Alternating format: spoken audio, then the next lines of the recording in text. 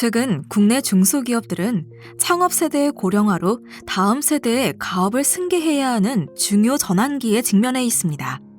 실제 중소기업 실태조사 자료에 따르면 2018년 중소기업 대표자 평균 연령은 53.5세이고 60세 이상인 기업의 비중은 22.7%에 달하는 것으로 나타났습니다. 하지만 가업 승계 과정에서 발생하는 적지 않은 세부담 때문에 중소기업들의 가업 승계 현실은 녹록지 않아 보입니다.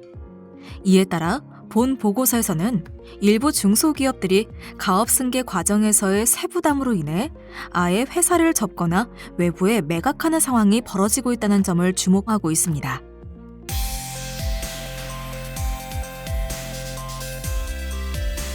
실제 기업들과 면담을 실시한 결과 창업주들이 한국 M&A 거래소나 사모펀드에 회사 매각을 의뢰하거나 적대적 M&A에 노출되는 등 부작용이 발생하고 있음이 확인되었습니다.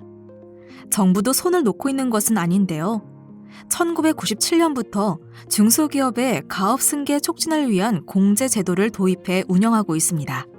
특히 지난 2019년에는 사후 관리기간 단축, 업종 변경 허용 범위 확대 등의 내용을 포함한 세법 개정안이 통과되었습니다. 하지만 이러한 정부 노력에 대해 사업주들의 평가가 긍정적인 것만은 아닌 것으로 나타났습니다. 가령 가업 상속 공제의 혜택을 보려면 상속 전 10년 이상, 상속 후 7년 이상 가업을 유지해야 합니다.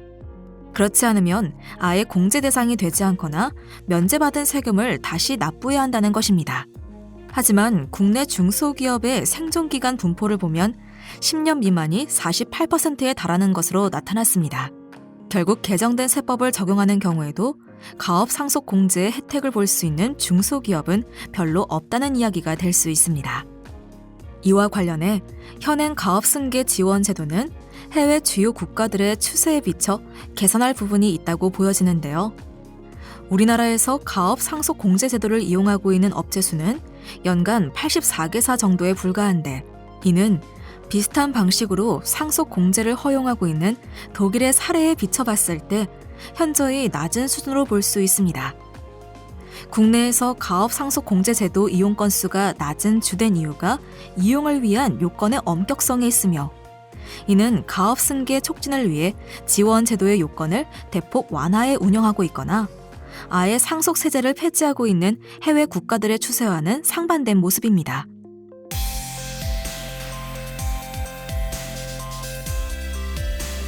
중소기업들 요구에 대한 조사 결과를 토대로 가업 승계를 촉진하기 위한 다음과 같은 정책 대안들을 살펴볼 수 있습니다. 첫째, 단기적으로는 현행 가업 상속 공제 제도의 적용 요건을 완화할 필요가 있습니다.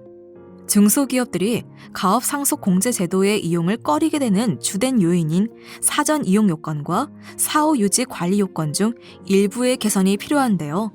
상속 공제 이용 요건인 피상속인의 가업 영위 기간을 10년 이상에서 5년 이상, 보유 지분율은 현행 50%에서 30%로 완화하고, 업력에 따른 공제 한도를 중소기업의 평균 업력에 부합하도록 조정하는 것이 필요하다는 것입니다.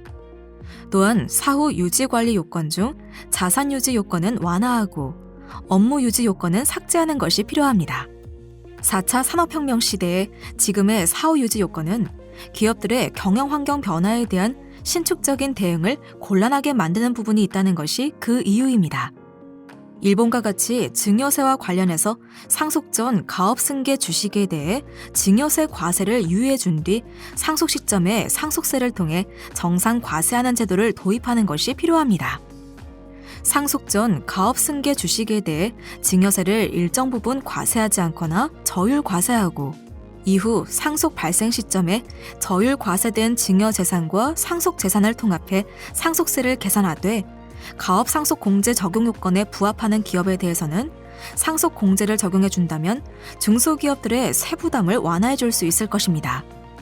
상속세를 장기에 걸쳐 납부할 수 있도록 해주는 연부 연납제도와 관련해서는 중소기업의 대부분이 비상장 회사인 점을 고려해 납세 담보 종류의 비상장 주식을 포함시켜줘야 하며, 상속 주식의 고평가로 인한 과도한 세부담의 초래 요인으로 지목되고 있는 최대 주주 할증 평가 제도와 관련해서는 적용 대상에서 중견기업을 제외해서 가업 상속 공제를 적용받는 모든 기업에 대해 할증 평가 적용이 되지 않도록 해야 할 것입니다.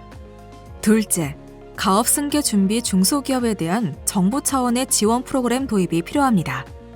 가업 승계를 계획 중인 기업에 대한 정부 차원에서의 세무 경영 컨설팅 지원을 통해 중소기업이 중장기적인 계획을 가지고 가업 승계가 이루어질 수 있도록 유도하는 것이 필요하며, 상속 재산을 담보로 해 정부로부터의 장기 저리로 경영 안정자금을 지원하는 방안도 모색해 볼 만합니다.